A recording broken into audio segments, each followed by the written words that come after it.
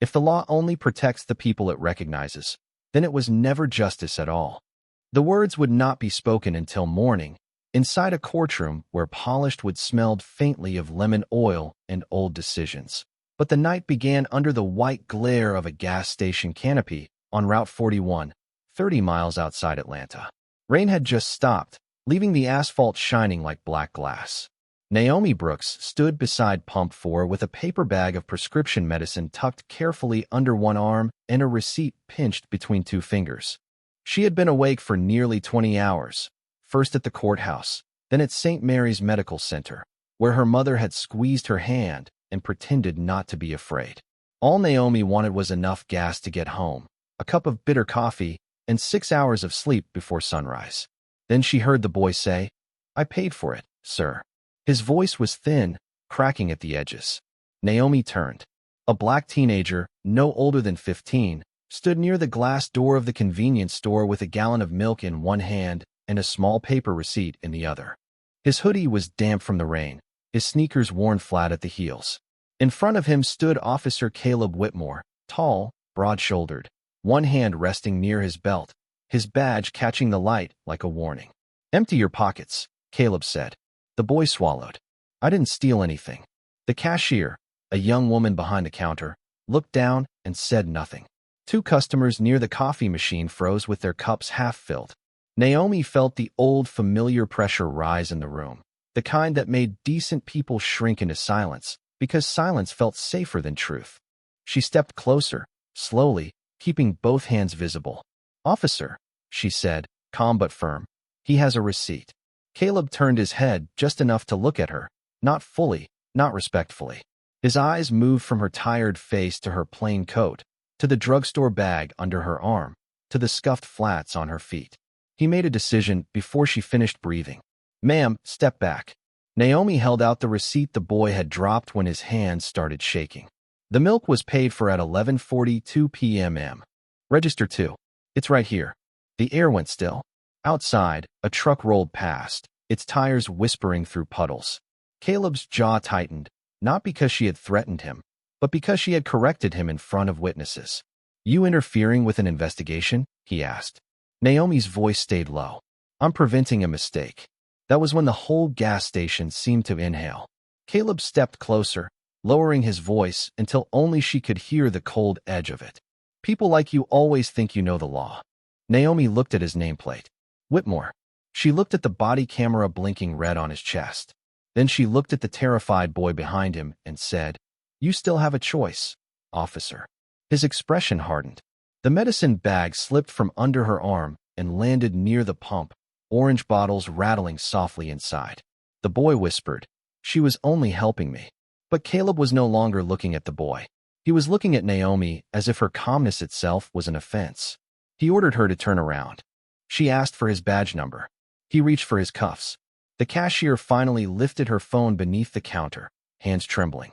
Naomi did not raise her voice. She did not run. She only faced the camera on his uniform and said clearly, "I am not resisting. I am asking why I am being detained." For half a second, something uncertain flickered across Caleb Whitmore's face, as if a door inside him had opened just wide enough for conscience to step through. Then pride slammed it shut. The red light on his body camera kept blinking. The rainwater on the pavement kept reflecting the fluorescent lights. And Naomi Brooks, still unnamed to everyone there, understood that by morning, this night would not stay buried. Naomi Brooks had learned a long time ago that some rooms judge you before you ever speak. Courtrooms did it with polished silence. Hospitals did it with forms and waiting chairs. Gas stations did it with security mirrors, locked bathrooms, and eyes that followed her down every aisle. She was 42 years old, raised in Decatur by a father who carried legal briefs in one hand and grocery bags in the other, and by a mother who believed Sunday shoes should be shined even when rent was late. Naomi had grown up watching her father defend people who could not afford to be believed. He used to come home after midnight with his tie loosened, his voice tired, and still tell her the same thing. "Baby, the law is not holy because it is written down. It becomes holy when someone brave enough stands inside it." Those words lived in her bones now. They lived under the plain coat she wore that night, beneath the courthouse blouse she had not bothered to change, beneath the ache in her shoulders from sitting beside her mother's hospital bed for 5 hours. Her mother, Evelyn Brooks, had smiled through the thin blanket at St. Mary's Medical Center and told her to stop worrying. Naomi had smiled back because daughters learn to lie gently when mothers are trying to be strong. The prescription bag on the wet pavement was not just medicine. It was time. It was one more week of easier breathing, one more chance for breakfast at the kitchen table, one more morning with gospel playing low from the radio. Naomi kept her eyes on Officer Caleb Whitmore and reminded herself to breathe from the diaphragm, slow and even, the way her father had taught nervous clients before testimony. Around her, the gas station seemed smaller now, trapped beneath fluorescent light and the smell of burnt coffee. Marcus, the boy with the gallon of milk, had pressed himself near a display of windshield fluid, his receipt shaking in his fingers. The cashier, whose name tag read Kelly, stood behind the counter with her lips parted and her phone hidden low, torn between fear and conscience. Naomi saw all of it. She saw the old man by the lottery machine pretending not to watch. She saw the young couple near the soda cooler whispering without moving. She saw Caleb's jaw working as if control were something he had to chew before swallowing. Naomi did not know Marcus, but she knew the shape of his fear. She had seen it in defendants who were innocent but sounded guilty because panic stole their words. She had seen it in mothers who folded their hands in court because trembling looked like weakness. She had seen it in herself years ago, before the robe, before the title, before people stood when she entered a room. That was why she did not announce who she was. Not yet. A title would change the way Caleb treated her, but it would not reveal who he was when he thought no one important was watching. "Ma'am," Caleb said, each word clipped clean. "You need to stop talking." Naomi lifted her chin slightly. "I will stop when you explain the lawful basis for detaining that child." The word child landed harder than she expected. Marcus blinked as if someone had handed him back his age. Caleb gave a short, humorless laugh. "You a lawyer now?" Naomi's face did not change. "I am a citizen asking a lawful question." The red light on his body camera blinked between them. Red, black, red, black, like a tiny heartbeat on the front of his uniform. For a moment, Naomi thought of her mother's monitor at the hospital, the soft green pulse rising and falling beside the bed. Life measured in lines. Truth measured in seconds. She bent slowly to pick up the prescription bag, but Caleb's voice stopped her. "Leave it." Naomi froze with her hand halfway down. Rainwater dripped from the edge of the pump canopy. Somewhere beyond the station, a train horn sounded low across the county, long and mournful. She straightened, empty-handed. Her wrist throbbed where the cuff had pressed too tightly, but she kept her shoulders square. "Officer Whitmore," she said, using his name for the first time, "you are creating a record right now." The sentence changed the air, not because it was loud, because it was precise.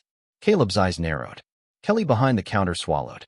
Marcus looked from Naomi to the body camera, finally understanding that the woman beside him was not just calm. She was counting everything. Every word, every motion, every silence. Caleb stepped closer, lowering his voice again, but Naomi did not step back. She had spent her life in rooms where powerful men mistook quiet women for breakable ones. She knew the difference between fear and warning. Fear begged to be spared. Warning simply told the truth before it arrived. Caleb Whitmore had built his entire career on the belief that hesitation looked weak.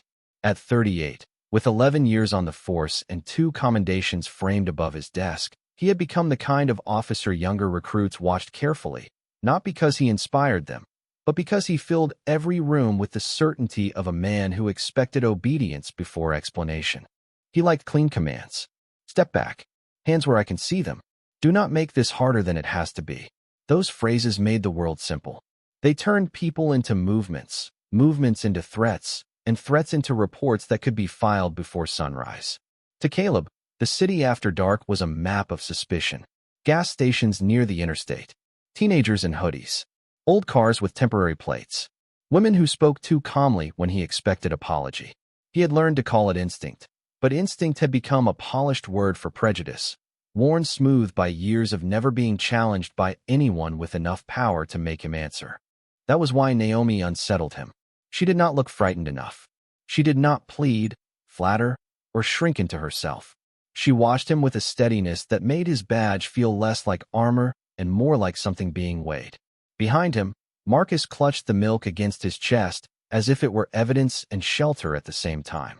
Kelly, the cashier, kept her phone angled beneath the counter, its small lens catching the corner of Caleb's uniform, Naomi's shoes near the fallen prescription bag, the wet shine of the floor by the entrance.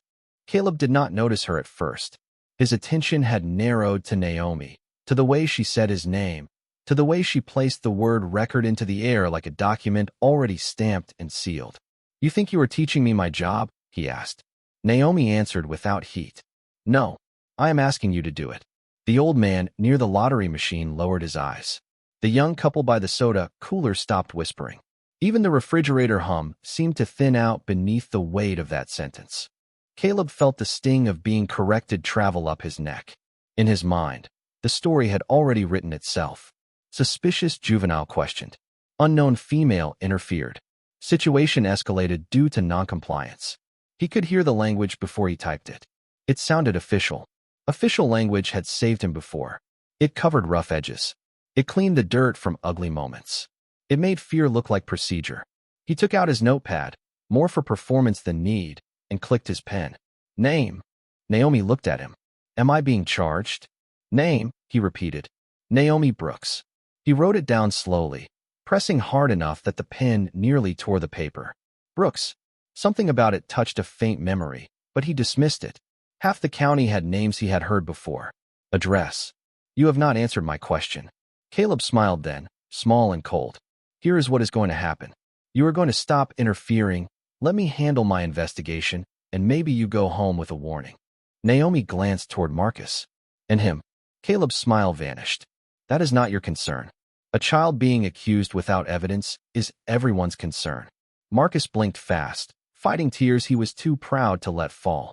The gallon of milk was beginning to sweat in his hands, white droplets gathering on the plastic under the fluorescent glare. Naomi saw it and softened her voice. "What is your name, sweetheart?" "Marcus Hill," he whispered. "My little sister needed milk." Caleb snapped his head toward the boy. "Do not answer her." The command cracked through the station. Kelly flinched behind the counter. Naomi did not. She simply turned back to Caleb and said, "You are frightening him." Caleb stepped closer, lowering his voice again, trying to reclaim the room inch by inch. "Ma'am, I deal with liars every night." Naomi's eyes moved once, to the body camera, then back to him. "Then you should know truth does not get louder just because you refuse to hear it." For the first time that night, Caleb had no immediate answer. His pen hovered above the notepad. Outside, a patrol car rolled into the lot, blue lights off, tires hissing through a shallow puddle. Another officer had arrived, younger, slimmer, with a face still undecided by the job. Daniel Price stepped out, adjusted his jacket, and looked through the glass. He saw Caleb standing too close. He saw Marcus frozen by the cooler. He saw Naomi calm as stone with a prescription bag at her feet. And before he even opened the door, Daniel understood that whatever had happened here, it was not as simple as Caleb would make it sound. Daniel Price entered with the careful posture of a man trying to understand a storm before stepping into it. The bell above the gas station door gave a small metallic chirp, too bright for the silence waiting inside. Caleb did not turn around right away. He kept his eyes on Naomi, as if looking away would surrender something. "Everything under control?" Daniel asked. His voice was even, but his gaze moved quickly from Marcus to the receipt, from the fallen prescription bag to Kelly behind the counter, from Naomi's steady face to Caleb's hand gripping the notepad. "It is now," Caleb said. "This woman decided to interfere with a shoplifting investigation." Naomi looked at Daniel, not with desperation, but with the calm focus of someone placing a candle in a dark room. "Officer Price, the item was paid for. The receipt is in the boy's hand. The cashier can confirm it. The register can confirm it. The camera above the door can confirm it." Kelly's fingers tightened around her phone. Marcus lifted the receipt slightly, but Caleb shot him a look that made his arm drop. Daniel saw it. He saw everything small that reports usually erased. "Caleb," he said quietly, "maybe we should just check the register." The suggestion was simple, reasonable, almost gentle. That made it worse. Caleb's face hardened. "I did not call you here to supervise me." Daniel swallowed. Rainwater slid from the brim of his cap onto his collar. He had joined the department 3 years earlier believing the badge could be a bridge between fear and safety. But lately, he had learned how easily a bridge could become a wall if the wrong men guarded it. Naomi stepped slightly toward Marcus, not between Caleb and the boy in a dramatic way, just enough that her body became a line of quiet protection. "Marcus," she said softly, "do you have someone waiting for you at home?" The boy nodded. "My grandma. My sister has school in the morning." "How far?" "About 6 blocks." Naomi's expression changed, barely, but Caleb noticed. It was not pity. It was recognition. "He should be allowed to leave," she said. "He bought milk. That is not a crime." Caleb let out a short breath through his nose. "You do not get to decide that. Neither do you without facts." The words landed clean. Daniel glanced at Caleb's body camera, then at the store camera tucked in the dark corner above the counter. Kelly finally found her voice. "Officer," she said, thin and shaky. "He paid." Everyone turned. Her face went pale, but she did not take the words back. "I rang him up. 1 gallon of whole milk. $3.99 before tax." Caleb stared at her like betrayal had a uniform too. "Why did you not say that before?" Kelly's mouth trembled. "I was scared." The answer stripped the room bare. Naomi watched Caleb hear it and refused to understand it. Instead of stepping back, instead of letting the truth loosen his grip, he reached for the only thing left to him. Authority.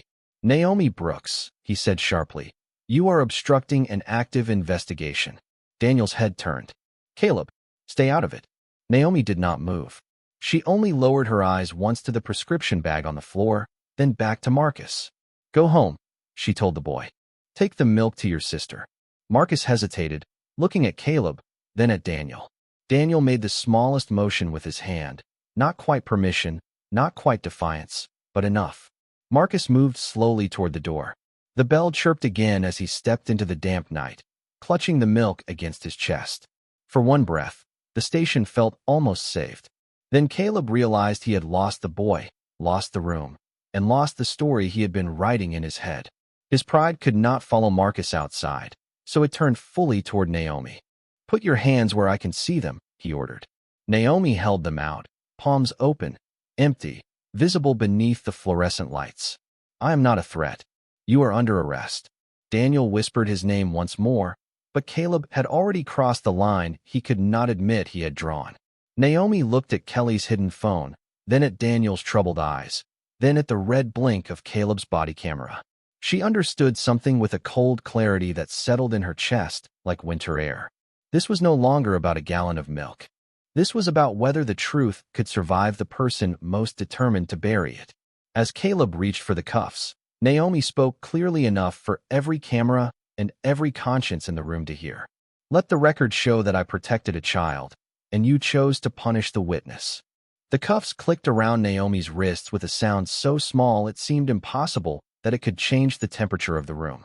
She kept her hands still, her shoulders relaxed, her face turned slightly toward the blinking red light on Caleb's body camera. The station smelled of wet pavement, stale coffee, and fear that nobody wanted to name. Kelly stood behind the counter with both hands now visible, her phone lying face up beside the register, still recording. Daniel Price did not move at first.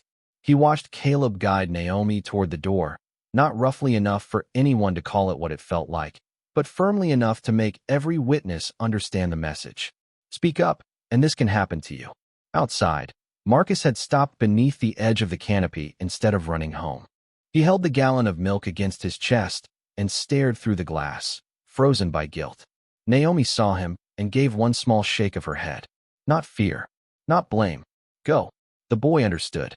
He turned into the damp night and disappeared past the pumps, his sneakers splashing through shallow puddles toward a neighborhood that already knew how quickly innocence could be questioned. Caleb opened the rear door of his patrol car.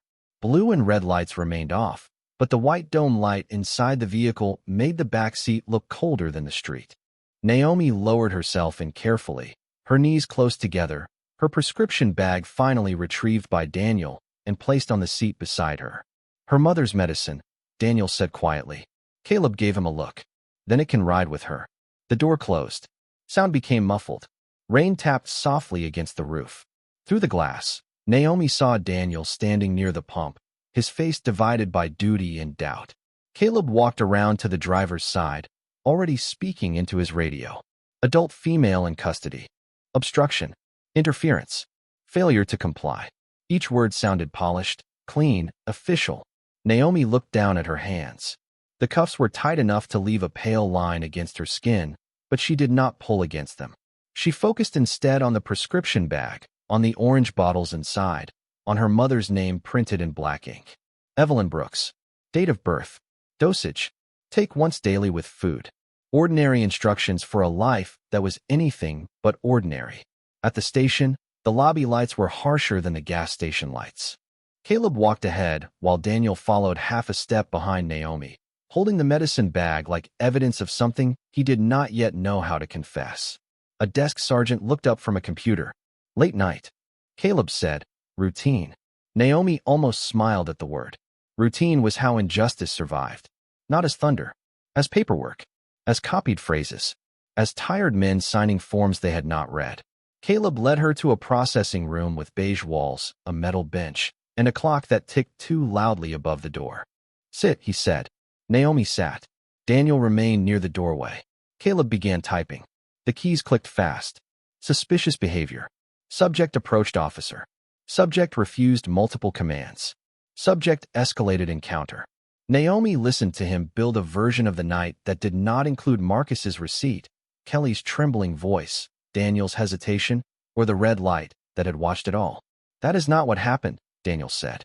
The room went silent. Caleb stopped typing. Slowly, he turned. What did you say? Daniel's throat moved.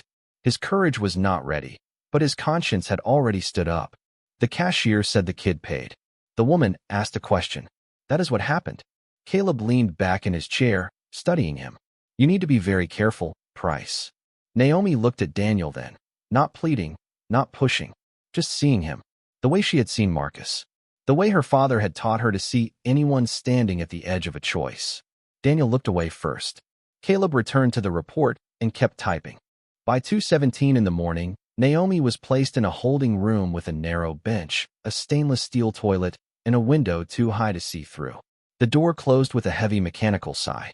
She sat beneath the fluorescent hum, her coat folded beside her, her wrists aching, her mother's medicine locked somewhere beyond the wall. For the first time that night, she allowed her eyes to close. Not in defeat, in preparation. Because Caleb Whitmore thought he had written the ending before anyone important could read it. What he did not know was that morning was coming, and Naomi Brooks had spent her whole life learning how to let the truth take the stand.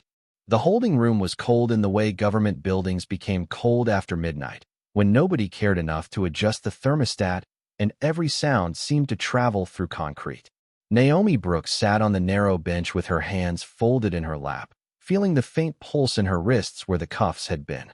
The fluorescent light above her flickered once, then steadied, washing the beige walls in a pale color that reminded her of hospital corridors and old courthouse basements. Somewhere beyond the door, a phone rang twice and stopped. A printer coughed paper into a tray. A man laughed too loudly, then remembered where he was and lowered his voice. Naomi opened her coat pocket with careful fingers and found the handkerchief her mother had pressed into her palm hours earlier at St. Mary's Medical Center. White cotton, soft from years of washing, with a single blue letter stitched in one corner. B. Brooks. Her mother had always carried handkerchiefs instead of tissues because she said disposable things made people careless. Naomi held the cloth against her wrist and breathed slowly through the ache. In the silence, her father's voice returned with the clarity of a hymn remembered from childhood. The law is only alive when someone brave enough breathes into it. He had said that on a summer evening when Naomi was 12, sitting on the front steps while he polished his shoes for court. She had asked him why he defended people who could not pay, people the newspapers had already decided were guilty. He had looked at her over the rim of his glasses and said, because some people are buried before they ever reach a courtroom. Somebody has to dig them out with the truth. Naomi closed her eyes. She thought of Marcus walking home with the milk under a wet sky. She thought of Kelly behind the counter, afraid but recording. She thought of Daniel Price standing in the processing room with courage caught in his throat. She thought of Caleb Whitmore typing clean words over an ugly moment, believing the official version would outlive the real one. That belief had hurt more people than cruelty ever could, because cruelty at least showed its face. Paperwork wore a tie. Procedure had a badge. False certainty knew how to sound professional. At 3:08 in the morning, a female officer opened the door and placed Naomi's prescription bag on the small ledge outside the holding room. "Your mother's medicine is logged," she said quietly, not meeting Naomi's eyes. Naomi stood, walked to the door, and looked through the small reinforced window. "She needs the morning dose by 8. The officer hesitated. She was younger than Caleb, younger than Naomi, with tired eyes and a wedding ring that looked too new for night shift work. "I will make a note." Naomi nodded. "Thank you." The officer lingered as if there was something else she wanted to say, then left with the note still unwritten in the air between them. Time moved strangely after that. Minutes stretched. The wall clock outside the door clicked forward with tiny, indifferent sounds. Naomi sat again and pressed the handkerchief between her palms. She did not pray for Caleb to be humiliated. She did not pray for revenge. She prayed for accuracy. Let every camera work.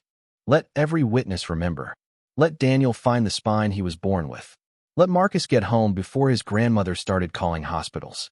Near dawn, the room shifted from black silence to blue silence. A thin line of morning appeared high on the wall, slipping through the little window like a promise too cautious to speak loudly. Naomi looked at it and felt something inside her settle. Not comfort, not relief, resolve. She had entered that gas station as a tired daughter trying to get home. She would leave this place as what she had always been, even when Caleb refused to see it. A servant of the law, a keeper of records, a woman whose dignity did not depend on anyone recognizing it. At 6:12, footsteps approached. Keys turned. The door opened. Daniel Price stood there with her coat folded over one arm and her mother's medicine in the other. His face looked pale from a night without sleep. "Ms. Brooks," he said, voice low, "there is something you need to know." Officer Whitmore filed the report before reviewing the footage. Naomi took the coat from him and studied his eyes. "And you?" Daniel swallowed. This time, he did not look away. "I reviewed it." The hallway behind him was waking now, phones ringing, doors opening, the station preparing to become ordinary again. Naomi slipped the handkerchief back into her pocket. "Then tell the truth when it matters," she said. Daniel nodded once. Outside, morning had finally arrived. By 8:35 that morning, the county courthouse smelled of raincoats, floor polish, and coffee carried in paper cups by people already late for something important. Caleb Whitmore walked through the side entrance with his report folder tucked beneath one arm, his uniform pressed sharp, his face arranged into the calm expression he used whenever supervisors were nearby. He had slept less than 2 hours, but confidence carried him better than rest. In his mind, the matter was simple. A woman had interfered. He had maintained control. The paperwork supported him. The system would do what it usually did, smooth the edges, protect the uniform, and move on before lunch. Daniel Price followed several steps behind him, quieter than usual, holding a sealed flash drive in his jacket pocket. He had not told Caleb what was on it. Not yet. The courthouse lobby was already alive with footsteps and low voices. Attorneys leaned against marble columns. Defendants sat on benches with their hands folded too tightly, and deputies guided people toward elevators with practiced impatience. Caleb nodded at a bailiff he knew. "Hearing room 3?" he asked. The bailiff checked a clipboard. "Courtroom B, special review docket." Caleb frowned slightly. "Special review?" The bailiff shrugged. "Judge assignment changed this morning." Caleb did not like surprises. They made rooms harder to control. Still, he adjusted his belt and kept walking. Inside courtroom B, the air was cooler, quieter, heavy with old wood and morning light. Rows of seats faced the bench. A state attorney sat at one table, a public integrity investigator at another. Kelly from the gas station was there too, pale and nervous, twisting a tissue between her fingers. Marcus sat beside his grandmother in the second row, wearing the same damp sneakers from the night before, now dry but still bent at the toes. Caleb paused when he saw them. "Why are they here?" he muttered. Daniel said nothing. Caleb walked to the front, placed his folder on the table, and opened it like a shield. He avoided looking at Marcus. He avoided Kelly. He told himself witnesses were often confused. Video was often incomplete. Reports mattered because reports organized chaos. Then the courtroom door opened behind them. and a clerk stepped in carrying a black binder. "All rise," she called. Chairs scraped. Shoes shifted. Caleb stood with everyone else, eyes forward, impatient for the judge to enter and get this inconvenience over with. The side door near the bench opened. First came the black robe, moving with quiet weight. Then the face. Naomi Brooks stepped into the courtroom, her expression composed, her hair pinned neatly back, the same woman from the gas station and not the same at all. The robe did not make her taller. It made everyone else finally see the height that had always been there. Caleb's breath stopped halfway in his chest. For 1 second, his hand reached for the edge of the table as if the room had tilted. The folder before him looked suddenly thin, almost childish. Naomi took her seat beneath the seal of the court. A small brass nameplate caught the light. Honorable Naomi E. Brooks. Caleb stared at the letters as if they were written in a language he had never learned. Kelly covered her mouth. Marcus's grandmother closed her eyes. Daniel Price lowered his gaze, not in shame exactly, but in recognition of a truth arriving on time. Naomi looked across the room, not lingering on Caleb, not rewarding his shock, not letting the moment become personal. She placed both hands on the bench. Her wrist still carried a faint mark beneath the cuff of her sleeve, but her voice was steady when she spoke. "Please be seated." The courtroom obeyed.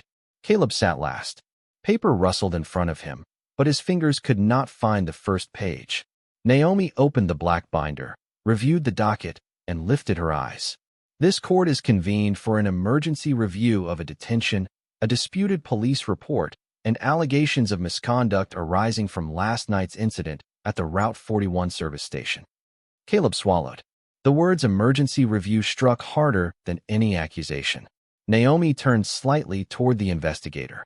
"Before we begin, all recordings from the station, body camera footage, register data, and witness statements will be entered into the record." Daniel's hand moved slowly into his jacket pocket and closed around the flash drive. Caleb saw it. Naomi saw it too. The room became so quiet that the wall clock sounded loud enough to testify. Caleb finally understood that morning had not come to rescue his version of the story. It had come to cross-examine it. Naomi Brooks did not raise her voice. That was what made the room lean closer. She sat beneath the seal of the court with the black binder open before her, the brass nameplate catching a narrow blade of morning sun. "We will proceed with the evidence," she said. "Not assumptions, not impressions. Evidence." The public integrity investigator stood and handed the clerk the station surveillance file. Daniel Price rose next, his face pale but resolved, and placed the flash drive on the clerk's desk. "Your Honor," he said, each word careful, "this contains the complete body camera footage from Officer Whitmore's device, along with the timestamp showing the report was filed before the footage was reviewed." Caleb turned toward him sharply. Daniel did not look away this time. The first video appeared on the courtroom screen. The gas station returned in cold fluorescent color. Marcus near the counter, the gallon of milk, the receipt in his hand, Kelly behind the register, Naomi stepping forward with both hands visible. The audio crackled, then cleared. "He has a receipt," Naomi's recorded voice said. Caleb sat rigid, his jaw tight, as the room watched the past refuse to stay buried. Kelly's phone recording came next. Her hands had trembled while filming, so the image shook, but the truth inside it did not. Her own voice could be heard, small but clear. "He paid." Marcus lowered his head beside his grandmother, not from shame now, but because being believed after terror can feel almost as heavy as being doubted. Naomi noticed and softened her gaze for half a second before returning to the record. "Miss Carter," she said to Kelly, "please state what you saw." Kelly stood, gripping the rail. Marcus paid for the milk. Officer Whitmore questioned him anyway. Ms. Brooks asked him to check the receipt. She did not threaten anyone. She did not interfere with anything dangerous. Her voice broke, but she continued. "I should have spoken sooner." Naomi nodded once. "Fear delays truth. It does not erase it." Then Daniel took the stand. The courtroom changed when he lifted his right hand. Caleb stared at him as if loyalty had just committed a crime. Daniel testified that Naomi had remained calm, that Marcus had not stolen anything, and that Caleb's report left out the cashier's statement, the receipt, and the fact that the situation had already been resolved before the arrest. "Why did you not correct the report immediately?" the investigator asked. Daniel looked down. Because I was afraid of what it would cost me. He paused, then looked at Naomi. But she told me silence becomes testimony too. I understood that if I stayed silent, I was not neutral. I was helping the lie. No one moved. Even Caleb seemed smaller in his chair. Naomi let the silence sit long enough to become part of the record. Then she turned to Caleb. Officer Whitmore, you may respond. Caleb stood. His hands were stiff at his sides. For the first time since Naomi had met him, he did not look certain. Your Honor, he began, then stopped, the title catching in his mouth like a stone. I believed I was maintaining control. Naomi's expression did not change. Control is not the same as law. Caleb swallowed. I did not know who you were. A quiet ripple moved through the room. Naomi leaned forward slightly. Her voice remained calm, but every person heard the weight beneath it. That statement is the heart of this matter. The law cannot depend on whether the person before you has a title, a robe, money, or witnesses. Marcus Hill had no robe. Kelly Carter had no badge. I had no visible authority in that gas station. We still had rights. Caleb's face flushed, then drained. Naomi looked toward the clerk. The false and incomplete report will be referred to the district attorney and internal affairs. Officer Whitmore is to be relieved of field duty pending investigation. Marcus Hill is released from any suspicion related to this matter, and the record will reflect that he committed no offense. Marcus's grandmother covered his hand with hers. Daniel exhaled quietly, as if a weight had left his chest, but not his memory. Naomi closed the binder. Mercy without truth is permission. Truth without mercy is revenge. This court chooses justice. The gavel fell once, not loud, but final enough to make Caleb flinch. After the gavel, the courtroom did not explode into noise. It emptied slowly, almost carefully, as if everyone understood they had witnessed something fragile being placed back where it belonged. Marcus Hill's grandmother held his hand all the way to the aisle, her thumb moving over his knuckles in small circles. Kelly Carter stepped out with her phone pressed against her chest, no longer hiding it, no longer ashamed that fear had made her late to the truth. Daniel Price remained near the witness stand for a moment, looking at the floor where morning lights stretched across the wood in long, quiet rectangles. Caleb Whitmore stood alone at the front table while the public integrity investigator spoke to a deputy in low tones. His folder was still open, the pages inside suddenly useless, their clean sentences exposed as something smaller than paper. Naomi Brooks gathered the documents before her and handed them to the clerk. Her wrist ached beneath the sleeve of her robe, a dull reminder of the night before, but she did not touch it. Pain did not need to be displayed to be real. Caleb watched her step down from the bench. Without the height of the platform between them, she was once again the woman from the gas station, the woman in the plain coat, the woman he had mistaken for powerless because she had not announced her power. His mouth opened once, then closed. Naomi walked past him toward the side door. Judge Brooks, he said finally. The title came out cracked, stripped of habit. She stopped, but did not turn right away. The courtroom was nearly empty now. Even the clerk paused with one hand on a stack of files. Caleb looked at the badge on his own chest, as if seeing it from a distance for the first time. I did not know who you were, he said. Naomi turned then. Her face was not angry. That made it harder for him to meet her eyes. That was the problem, she said. You believed you needed to know who I was before deciding how I should be treated. Caleb's shoulders lowered, just an inch, but enough to change the shape of him. He had no defense left that did not sound like confession. Naomi looked toward the second row, where Marcus had paused at the door to listen. A courthouse cannot give dignity to people, she continued softly. It can only recognize the dignity they already had before they arrived. Then she left him there with the truth, which was heavier than punishment because it could not be appealed.